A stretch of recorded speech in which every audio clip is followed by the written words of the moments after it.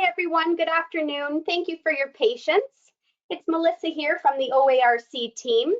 Thank you so much for taking the time to participate in today's live webinar, Courageously Living Through COVID-19 Together, Residents and Families. Before we introduce our presenters today, I wanted to go over a few quick housekeeping items.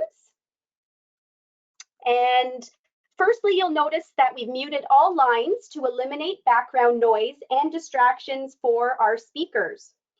Our webinar is being recorded and it will be sent to you via email following today's session. It will also be linked on our website as both Family Council's and OARC's websites. We have protected some time for a question and answer period at the end of the presentation, at which point you can either unmute your own line or type into the chat box, which is located at the bottom of your toolbar. Today's webinar slide deck, as well as a few other resources, are also available to you under the materials section of that same toolbar. So without further ado, I'd like to welcome our presenters today, Samantha Peck, Executive Director from Family Councils Ontario, and Dee Lender, Executive Director of OARC. We are also very pleased to have a special guest speaker with us today, Craig Thompson, Executive Director from the Patient Ombudsman. Welcome and thank you for being here with us. Sam and Dee, I'll get you unmuted and hand it over to you now. Thank you. Great, thank you everyone. I'm Samantha Peck from Family Councils of Ontario, and it's my pleasure to welcome you and thank you for joining us for this next hour. As we all know, these are unprecedented times. And so our hope, our goal, and I suppose our challenge is to provide a safe forum for an exchange of information this afternoon. We're going to have information, opinions, and of course, emotion. So I'm Samantha Peck, Executive Director for Family Councils of Ontario. I'm joined by Dee Lender, Executive Director of OARC. It's important to note that we're not social workers or counselors, but what we are is facilitators of information exchange and passionate believers that when people come together and seek solutions, and when we work together for the common benefit of excellence for residents and families, we can make change and create a better world for families, residents, and everyone in the long-term care sector. Dee? Thank you, Sam. We are glad you're with us today, and we certainly look forward to the next hour together. We may not have all the answers, but we do assure you that if we don't have the answers or if we run out of time, we will get back to you. Taking a look at our calendar, what we've decided is any unanswered questions will go out in a bulletin on May 6th. So you can look forward to a bulletin on both of our respective websites on May 6th. The topic today is Courageously Living Through COVID-19 Together, Residents and Families. Let's begin.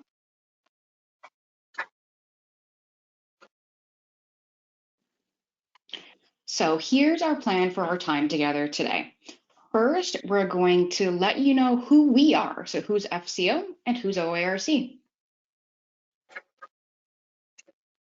So you decided to join us today based on the description that you read in the advertisement for today's webinar. So following that directly, today we will candidly discuss this unprecedented time. We will acknowledge how COVID-19, how that crisis has reshaped our lives. We will look at some of the government directives that have influenced the way residents live and work and families live with their loved ones in long-term care and how team members are working in long-term care. And at that time, we will have our guest speaker, Patient Ombudsman Executive Director Craig, join us. We'll explore how we've risen to the challenge with grace and courage, harnessing collaborative relationships to find solutions and support. And we will have a time for questions and answers. I'd like to think that it's not that we will be here this one and only time, but I do believe that we will have opportunity in the coming few weeks to come together again in a very similar manner. We need to find support and encouragement together, and we need to have a safe place to voice our concerns, our worries, our celebrations, our fears. This today is that place for you, and we welcome you.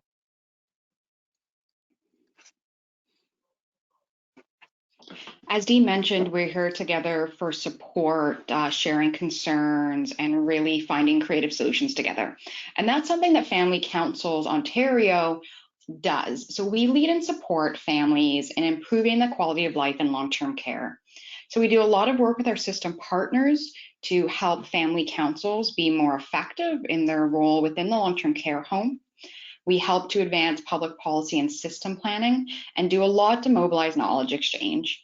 So while COVID-19 has, like in your lives, upended our work, we've been able to still fulfill our mandate and support people through this experience.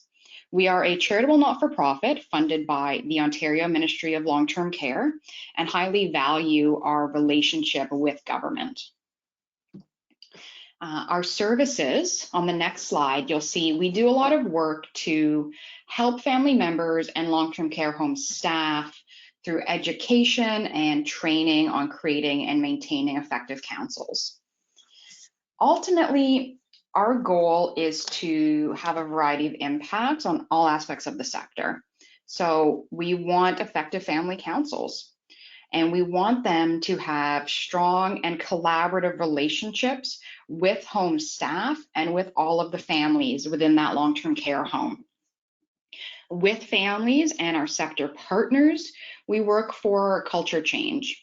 We work to ensure that the family voice is embedded in the long-term care home system and decisions that are made at government level and by other sector partners.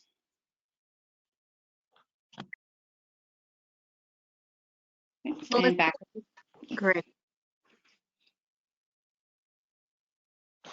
Thanks, Melissa. Thanks, Sam. The Ontario Association of Residents Councils is a not-for-profit association. We're almost 40 years old, and we are funded by the Ministry of Long-Term Care in connection with membership, with a membership base. Our mission is to empower Ontario long-term care residents to understand their rights, share their lived experience, and inspire a better tomorrow. We are all about education. We provide and work with education tools and models with stakeholders, the broader community, about all issues that residents face living in long-term care. We provide a venue for the collective voice. We advise on policy and regulatory development and contribute to positive culture change in society, broader society, and also the long-term care community itself. We produce a series of tools and resources and webinars. All are available on our website. We provide in-home support visits. We collaborate with many, many long-term care stakeholder groups and researchers. Next slide, please. OARC's Board of Directors is currently made up of residents living in long-term care homes. What you're seeing now is the shot of our directors. So we have directors living in long-term care homes from Ottawa, Windsor, Sudbury, Newmarket, Oshawa, Burlington, Willowdale, Mississauga, Keswick, Toronto, etc. Our vision for OARC, for the work that we do, for our positive culture change hopes for the long-term care sector, is that every long-term care resident in Ontario shapes the place they call home, even those with cognitive changes who can't speak for themselves. We are living in an unprecedented time. Prior to COVID-19, we were already struggling with significant human resource shortages. For years, Dr. Bill Thomas, who's the creator of the Eden Alternative, for years, Dr. Thomas has said that the three plagues that we seek to rid of the long-term care community are loneliness, isolation, and depression. Prior to COVID-19, Volunteers and visiting family members were vital. They were an integral part of the care team, the lifestyle, the rhythm of the day-to-day living in the home. Large whole home celebratory programs and smaller intimate gatherings of just a few residents were very common and absolutely needed. The goal was always to engage residents in long-term care with their community, with children, with organizations, to seek opportunities for entertainment and for learning, for self-empowerment. All of this has come to a standstill with COVID-19. So a few short weeks ago, COVID-19 came upon us and changed absolutely everything. Added to the issues of loneliness, isolation, and depression, now are additional issues and complications and challenges around fear, around grief, around uncertainty. What has this virus brought? Where are we going? As a society, we became somewhat shell-shocked. The ambiguity, the open-endedness of this new reality causes tremendous angst. When will we be through this? When will it be safe to resume what we once called normal?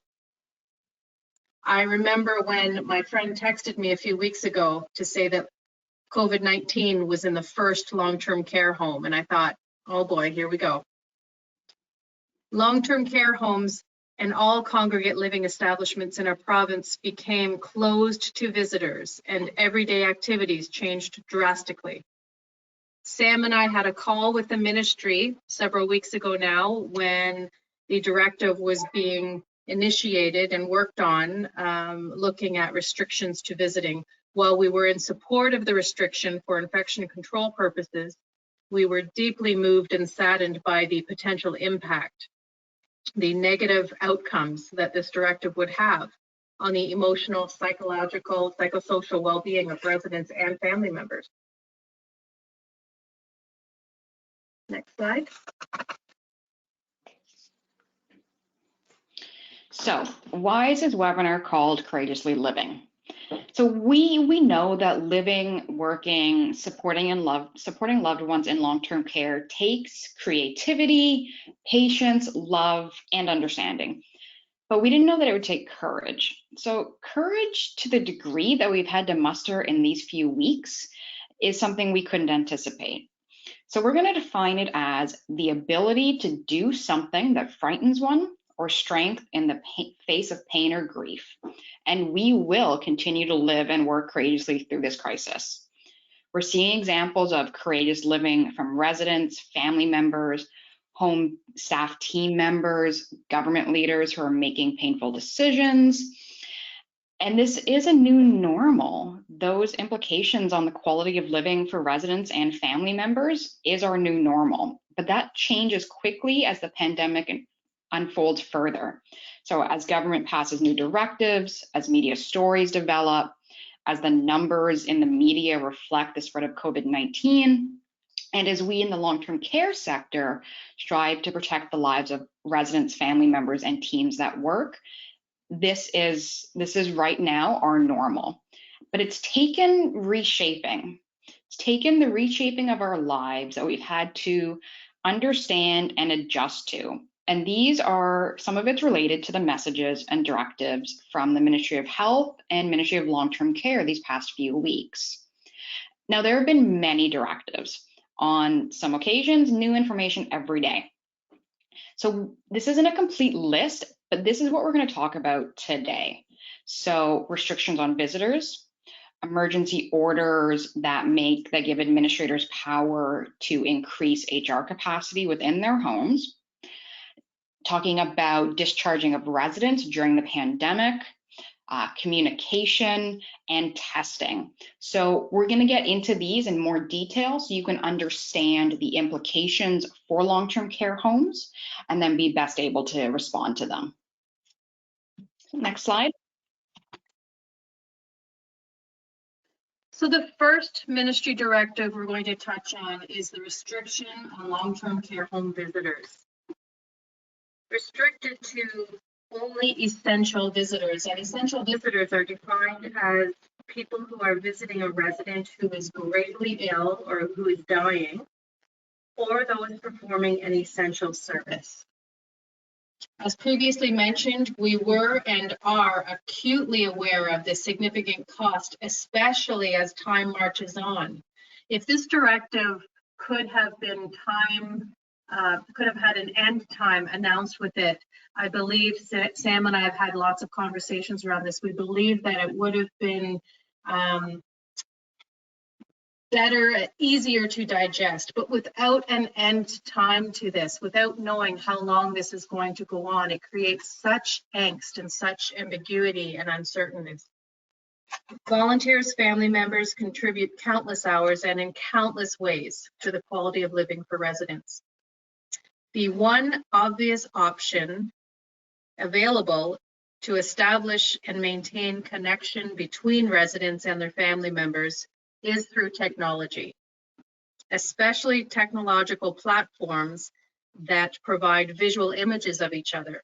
So you can laugh and cry together, you can see facial expressions and look into each other's eyes.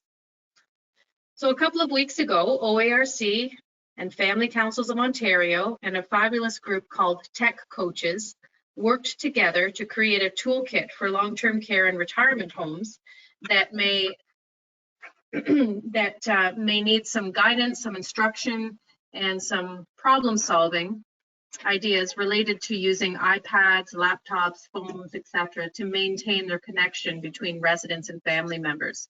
The result is what we're calling our virtual visit toolkit, and it is available now. So you can see from this image, which is taken directly from the toolkit, that it provides homes with an organized method for setting up video calls between residents and their loved ones. So we know that home staff are working really hard to support the physical, emotional, mental well-being of residents. So this is one more tool that homes can use to help families and residents maintain connection using technology, not touch, but for now. And we also hope that this will have a shelf life.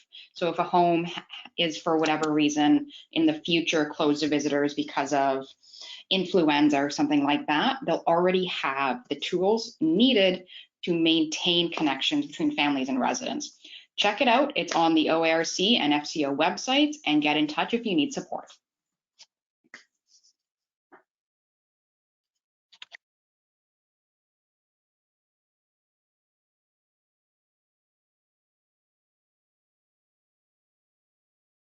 We're going to pause right now and ask you to participate in a live poll. The question that we'd like you to answer, please, is this one. Do you think that virtual visits can help you and your loved one feel more connected? Please click yes, somewhat, or no. Do you think that virtual visits can help you and your loved one to feel more connected? We'll wait just a few seconds here.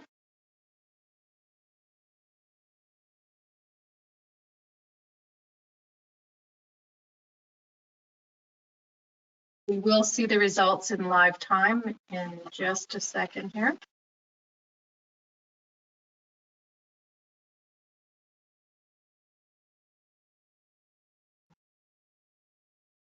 Okay, so the results from our poll is that 65% of you have said yes, virtual visits can help you and your loved one feel more connected. 31% are kind of on the fence saying yeah, somewhat, and 4% say no.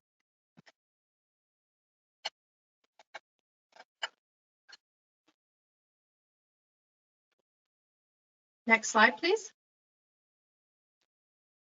So the next ministry directive that we're going to touch on is the emergency order that was issued on March 23rd. The purpose of this emergency order was to provide some relaxation of the legislation found in the Long-Term Care Homes Act to provide flexibility for homes to, in essence, widen the human resource pool that they have available to them to fill positions that are necessary within the long-term care homes.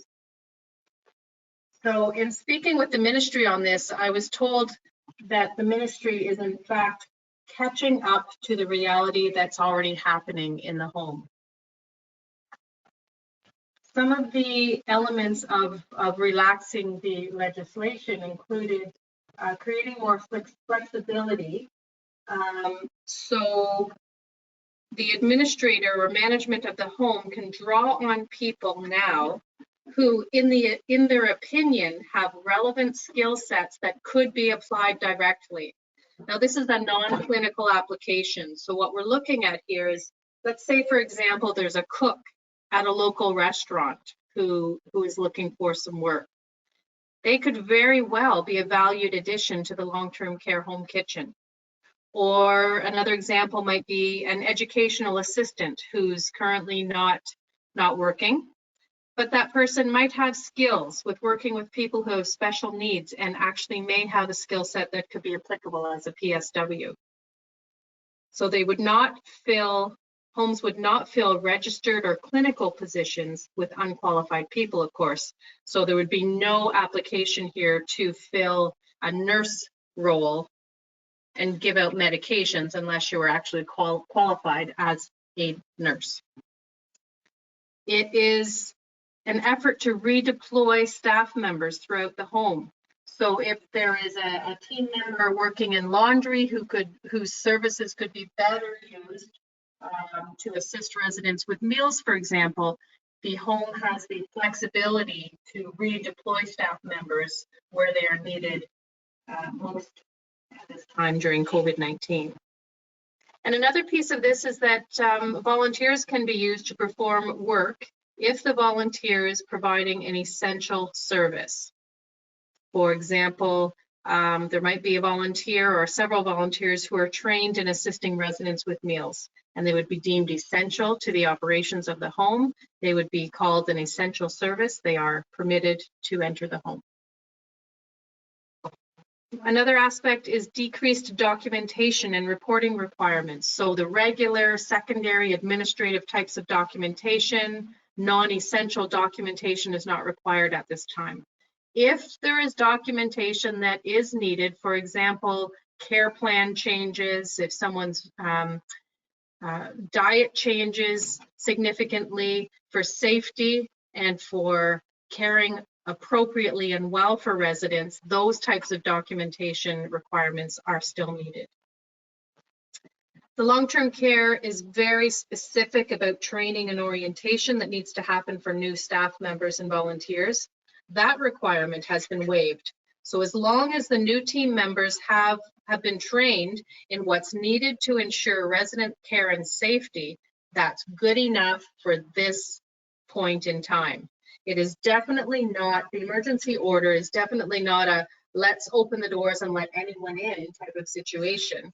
There are certain criteria that still need to be met for filling vacancies and need within the home. Next slide, thank you. Okay. So, on April 15th, the Cabinet passed an emergency order that states that healthcare workers can work in only one site. This came into effect this last week on April 22nd, and it builds on emergency funding that was announced a couple of weeks ago, through which homes could increase the hours of part-time workers to full-time workers so that they could work in just one home.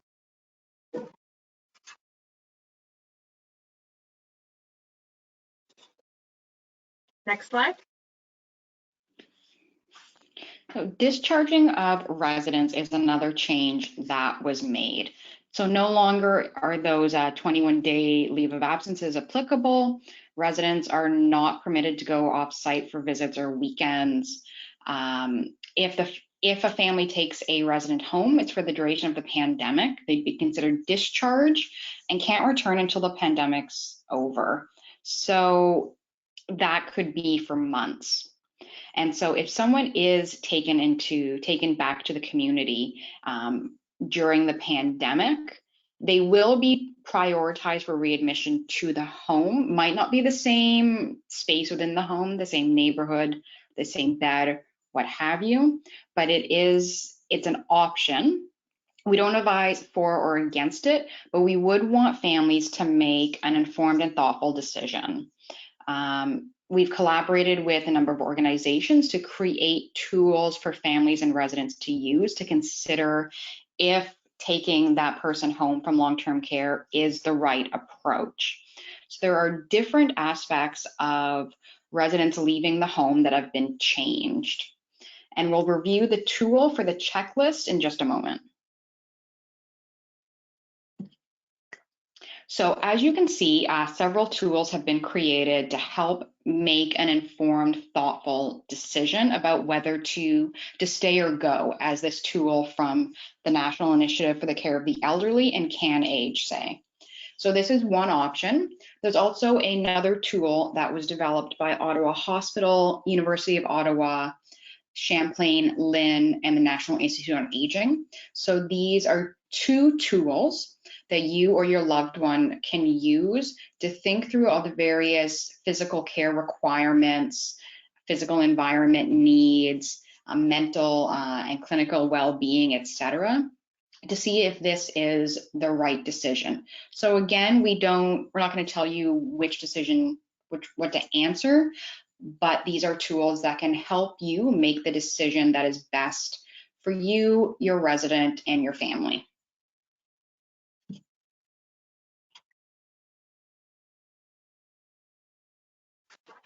There was a directive, it's called Directive number 3, and it's been modified a couple of times. What we're speaking to is a modification that came out a couple of weeks ago. The subtitle was communication.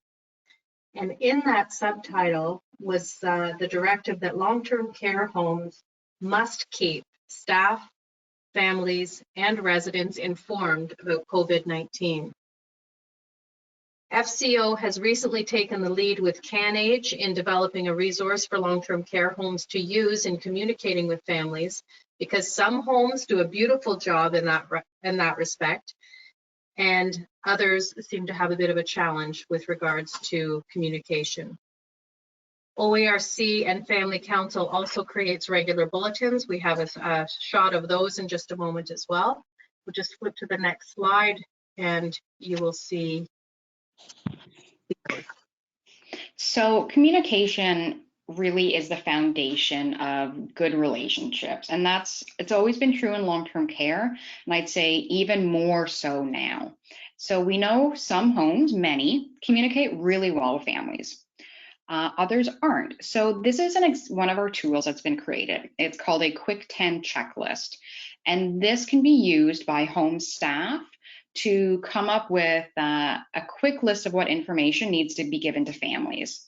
So if your home isn't already on the ball with communication, this is one way to help you get started.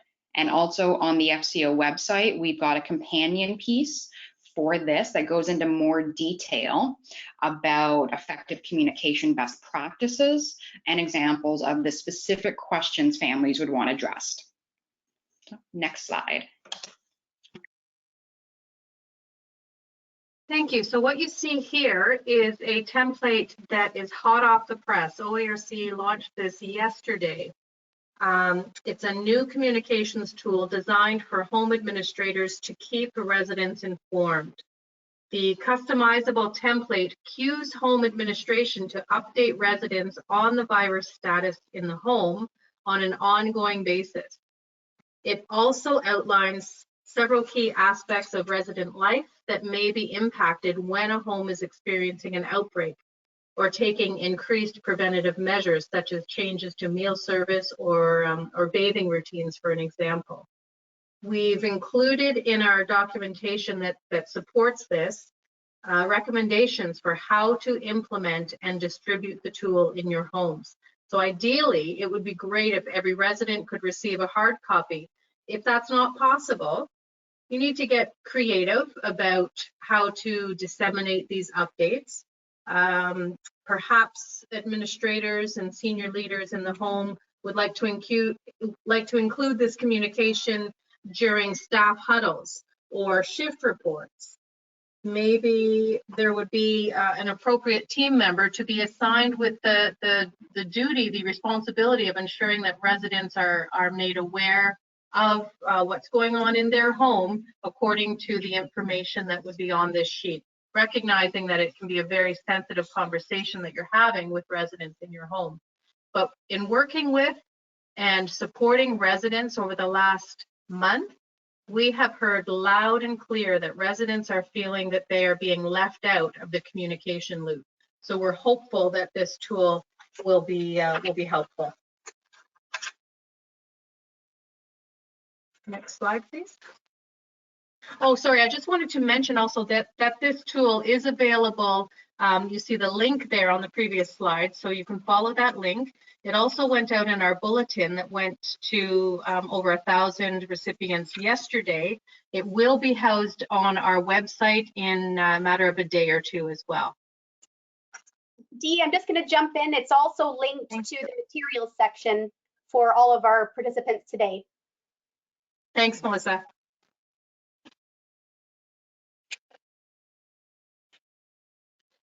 So here you see examples of what our respective bulletins look like, Family Council of Ontario and OARC.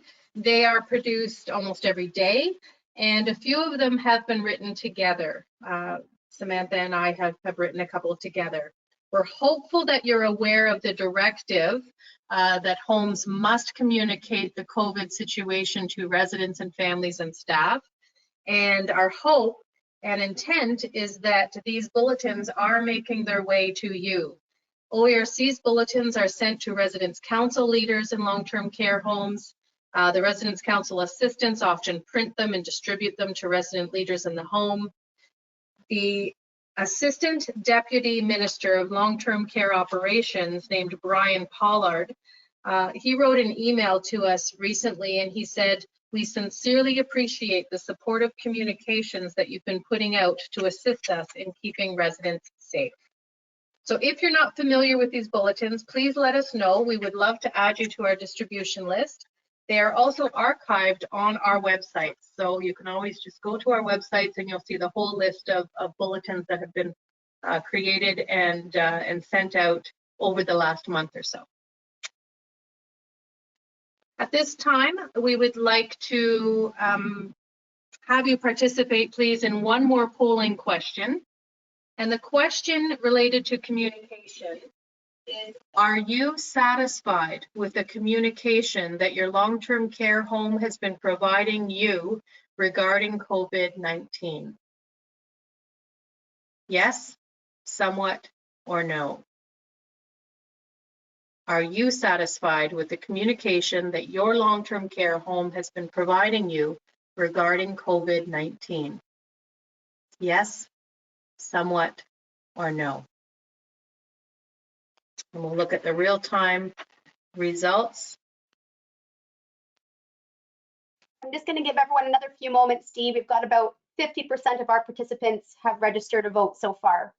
Okay, I'm seeing a couple of people respond in the chat that they're clicking and they're unable to activate vote. I think last time we maybe closed the poll prematurely, so I'm going to keep this one open a little bit longer. Okay. Yeah.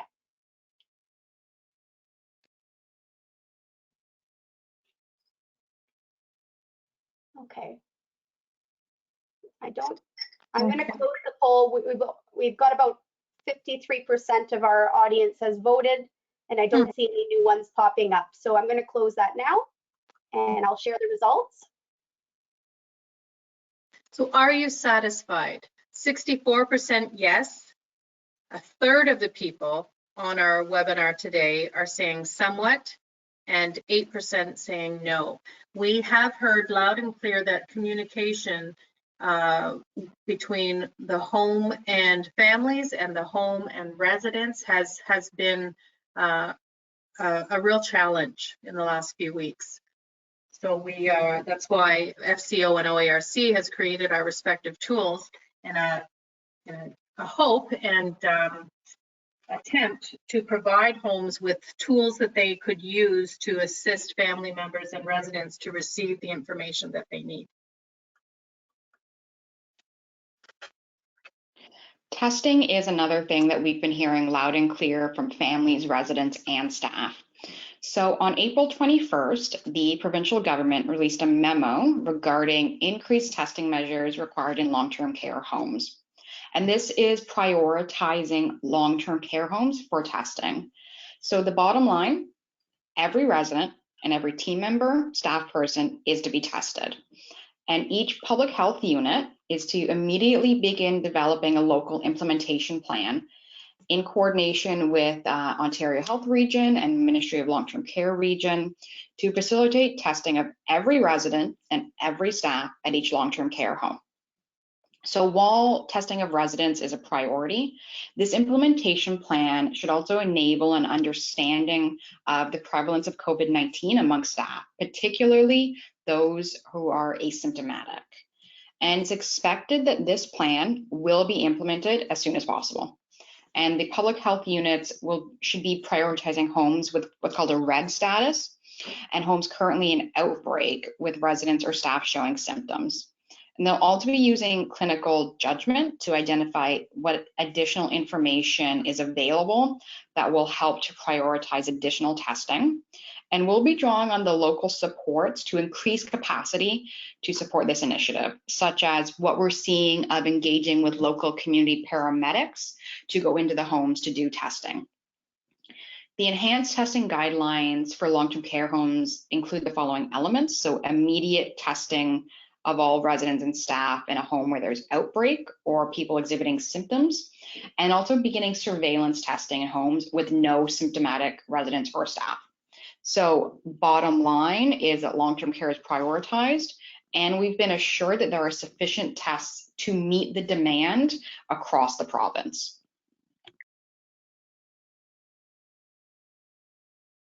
Thank you, Sam. So at this point in our time together, we would like to welcome Craig Thompson, the Executive Director of Patient Ombudsman, to our webinar. There's been a provincial call that he's going to speak to about shining a light on concerns in long-term care homes during the COVID crisis. The Patient Ombudsman, as of yesterday, is making a public appeal for stories and concerns.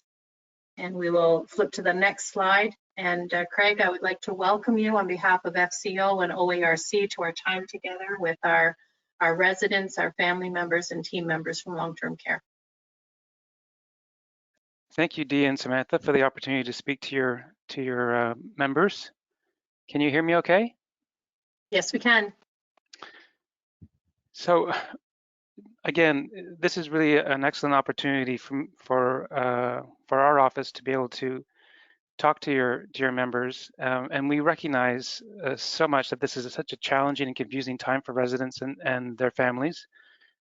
So you mentioned earlier, it's requiring a lot of courage on behalf of everybody, residents, families, and caregivers, and that is such an appropriate term for what it is that everyone's going through. So thank you to everybody for having the courage to try to manage this crazy situation.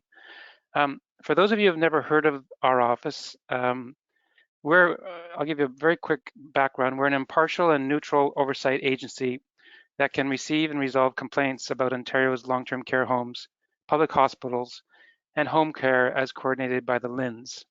So we take the time to listen to all sides of a complaint, and we look to achieve a fair resolution for everyone involved. So since the COVID-19 crisis began in early March, our office has received over 40 COVID-19 related complaints about long-term care homes. But we know that there are more residents and family experiences that are not finding their way to us. So that's why yesterday our office announced a public appeal for COVID-19 related complaints in the long-term care sector. So we're asking residents, families, family members, caregivers, as well as staff in long-term care homes to come to us with information that they might have about a home in jeopardy, or situations where the health and safety of a resident or the health and safety of a staff member is in jeopardy. So this is not about naming, blaming, or shaming. This is all about the health and safety of residents and about helping the long-term care homes that have yet to have a COVID-19 outbreak with their pandemic planning efforts, just so we can keep everyone safe. So with the complaints that come to us, we're triaging them and escalating the most urgent complaints to the appropriate organizations for action. So for urgent issues, we are directly sharing what we learn from the long-term care home in question. So we will reach out to a long-term care home and share the details that we've learned through that complaint in hopes that they can take action, but we will also, where appropriate, share that information with the Ministry of Health, the Ministry of Long-Term Care, Ontario Health, and the local public health units. So the slide that you're seeing up on the in the presentation right now, you'll see our toll-free telephone number. You also can submit a complaint directly online through our web complaints form. A little bit of a reminder about consent. So to proceed with your complaint, we need consent. So that consent needs to come from a resident, a substitute decision maker, or someone with power of attorney. That's an important piece for us to be able to share information with a home about the circumstances that we've heard about. When it comes to individual complaints, complaints can also be submitted by an individual. If the complaint is submitted by the Family Council or Residence Council, we just ask that you can nominate one individual to complain on behalf of the group. So we don't accept complaints on behalf of a group of individuals. It has to come from one individual. So if you find yourself in that situation, just identify one person to complain.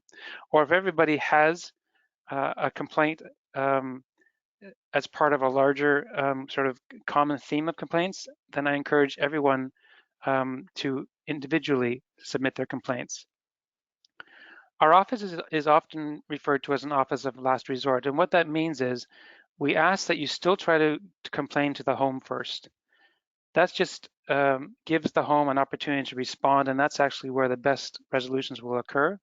But if there is no response from the home, or the response that you get from the home is unsatisfactory, we ask that you contact us. So thank you again, Dee, Josie, Lee, and Samantha for inviting Patient Ombudsman to share this information today. I hope this has been helpful. Thank you. It really is an opportunity to, as we say, shine the light on what's happening for the shared common goal of making systemic, lasting, sustained change in our long-term care sector, so that long-term care living and working months from now, years from now, does not look the way that it looks right now. We're looking for significant changes in significant areas and in significant ways. Recognizing that our home teams, our long-term care home teams, are working extremely hard. Residents and families have said over and over and over again that they are the true heroes in this crisis, that they receive direction from other authorities and they're doing their very best, generally speaking, to give the very best care in extremely difficult situations with limited equipment and sometimes limited direction and taking significant risk. So we want to be very clear that this is not pointing the finger and laying blame on the incredible, significant, dynamic and important work that long-term care team members are performing every single day to keep our residents safe. Craig will be with us for the Q&A session in just a few minutes. So if you do have some questions that you would like to pose for Craig, Patient Ombudsman's office, think about that over the next couple of minutes. He will be with us for the Q&A. The last piece of our webinar today is about togetherness. It's about ways that we can demonstrate collaboration, finding solutions, finding ways to support each other. We have seen significant movement and willingness at the association, sector, organizational level, and also at long-term care home grassroots, level as well. We have seen tools and resources developed with multiple organizations lending expertise and leveraging knowledge and resources. Egos have been put aside. We're not working in silos. It's been a beautiful experience, and I do believe Sam would concur, working with multiple organizations in long-term care to do whatever we can to support and to highlight bright ideas.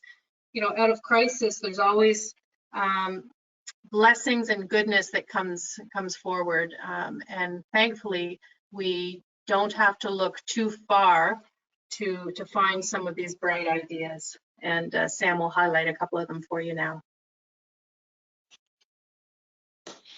Yeah, so as Dee said, we know this is a very challenging time for everyone, but there are bright lights out there. So whether that's, as we see on the left side of your screen here, different healthcare organizations banding together, breaking down silos, such as hospitals providing support through clinical support teams or assisting in testing, or whether it's, as we see on the right, with a resident using technology available to them to maintain connection with their loved one. So we're all seeing breaking down of silos, technology being used. And then as we go to the next slide, what we'll see is really examples of that important team building and support. So whether it's a family council, as we see on the left, doing a thank you ceremony at shift change, or whether it's on the right, someone who is a recreation therapy professor who did a letter writing campaign from the folks in her community. These are both examples of ways that the community is connecting to our long-term care homes to show support, to show love, to show that long-term care and the residents and staff are not being forgotten. So out of crisis, out of incredible hardship and pain, there are still examples of love. And we need to keep in mind that that is also how we develop and maintain our courage. Over to you, Dee.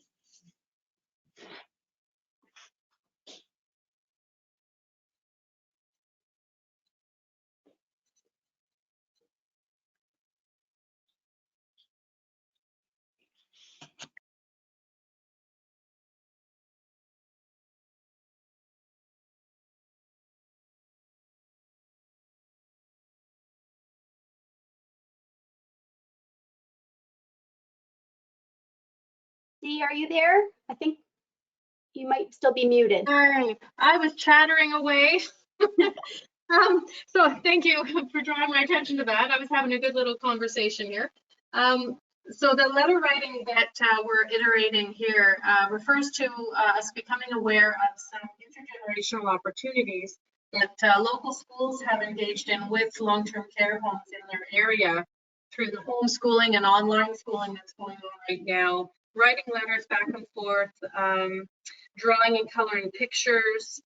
The Registered Nurses Association of Ontario has also launched a Facebook page for families to have a venue for support. There are many ideas.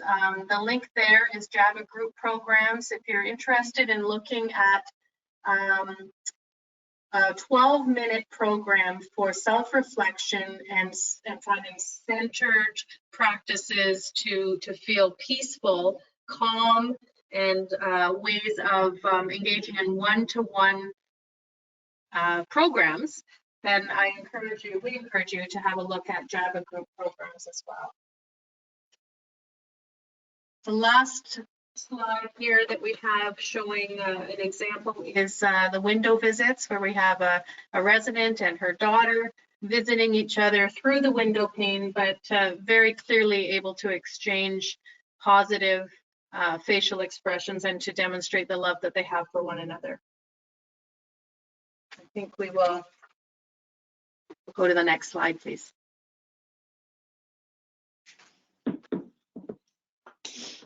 So At this time, we need hope. There are hopes coming out of COVID-19. There are lessons learned. There is incredible creativity happening. Collaboration has really come to the forefront, not only at the home level, but also at higher levels in government and throughout the sector. We know that there continues to be heartfelt connection between people. We know that we can't go back to the status quo, that whatever long-term care looks like when we get out of this is going to have to be a richer, more beautiful experience in long-term care, because we know that homes are vibrant and can be very vibrant, wonderful places to live and work, and we need human resources solutions that reflect that. Dee?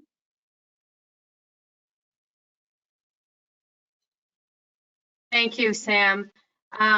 Looking at simple pleasures, the example in the photo there, and it's all over the province and likely all over the world, rocks being painted and left in conspicuous and some non-conspicuous places.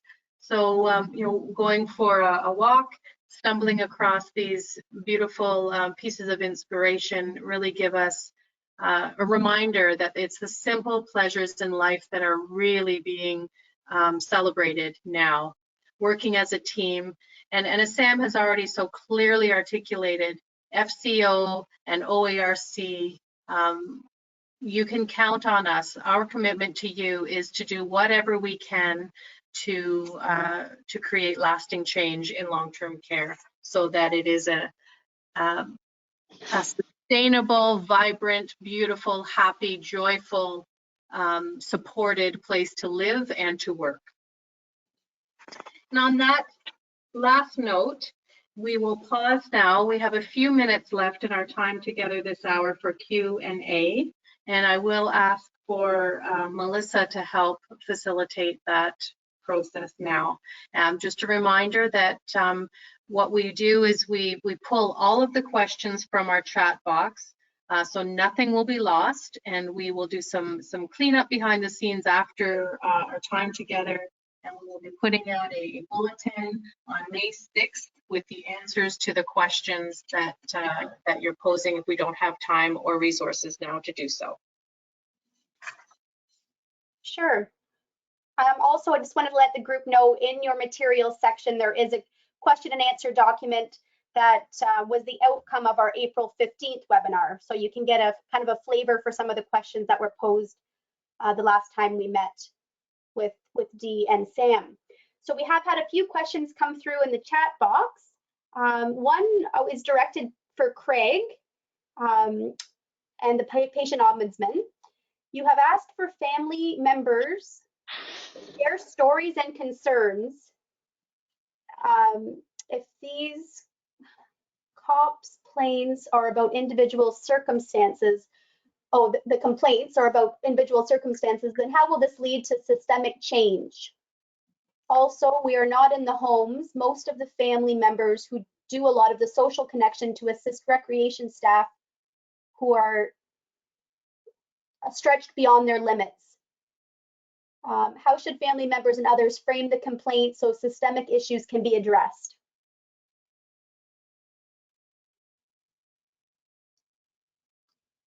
So thank you for that question.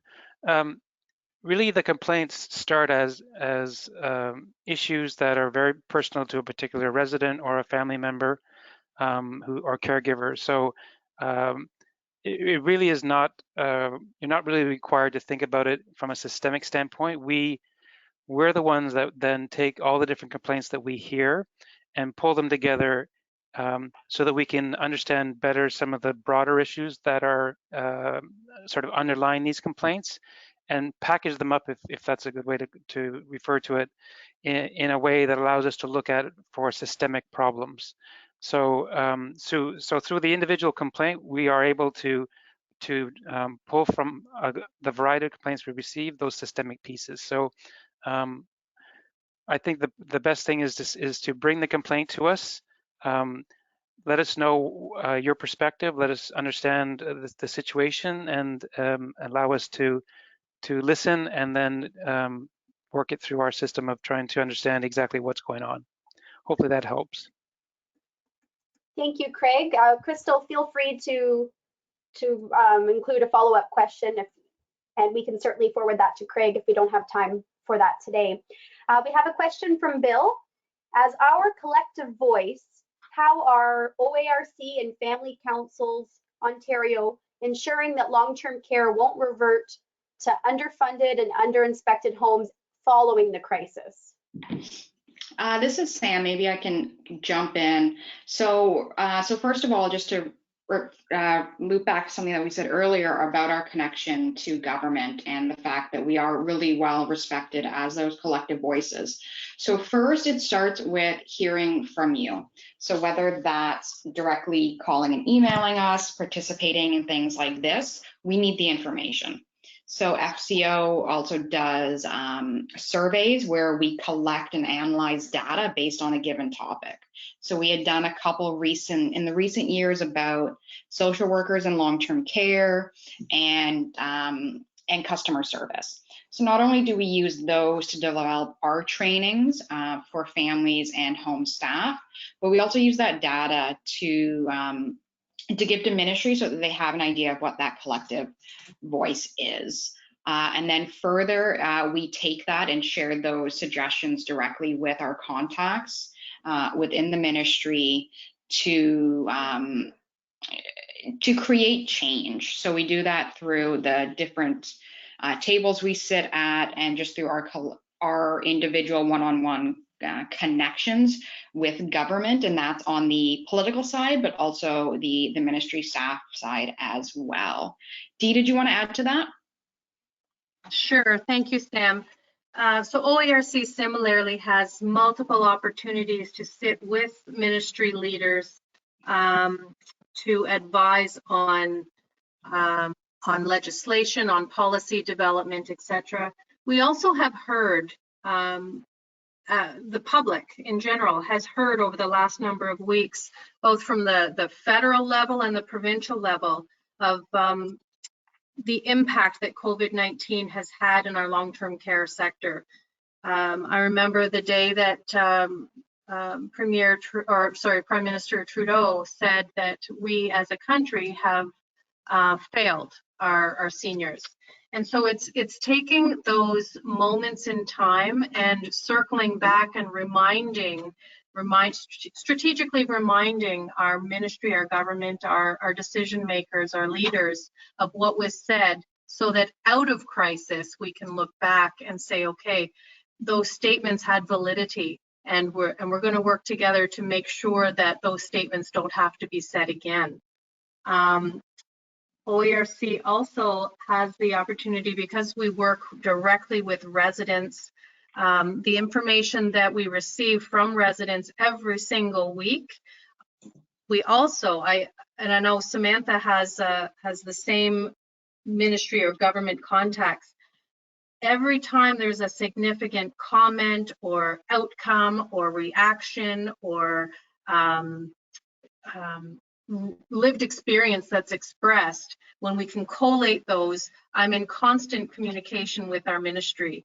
So probably 2 to 3 times a week. And again, today, in fact, at 4:30 today, I'm meeting with the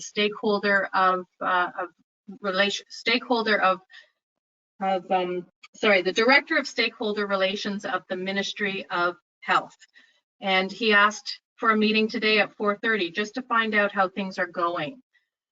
So I have multiple opportunities to keep government abreast of what lived experience and worked experience is like right now in long-term care.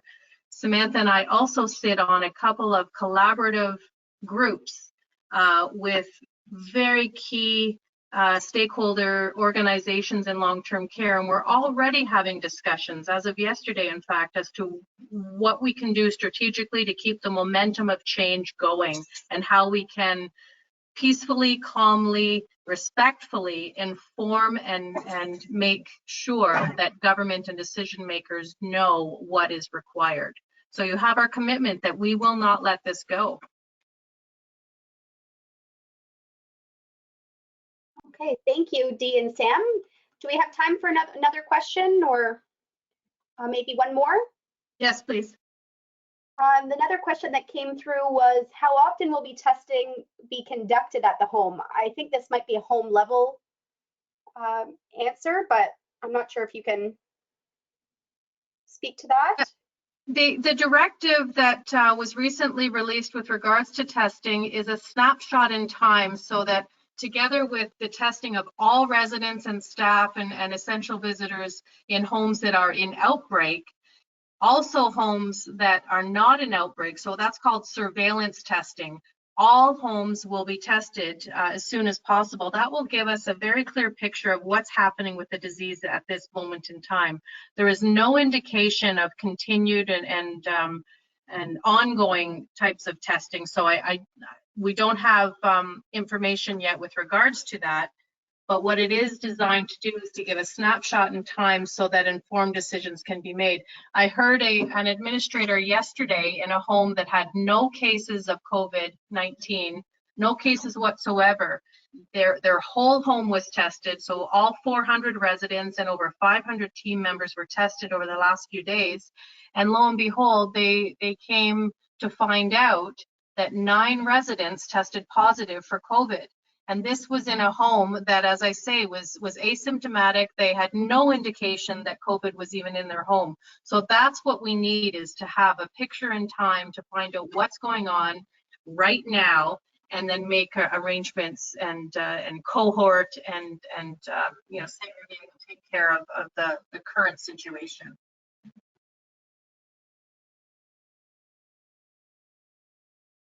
There are a few more questions in the chat box. We will capture those, and as Dee alluded, we'll be putting together another bulletin with some answers to some of the questions for your review following today's session. So I just wanted to say thank you very much to our speakers, Dee and Sam, and also extend a thank you to Craig for joining us with that special update from the Patient Ombudsman. Thank you, Melissa. And before you sign off completely, we really do need your feedback. So please take a couple of moments and fill out your evaluation. Your comments help us to serve you better. So please just take a moment or two to do that for us. Thanks.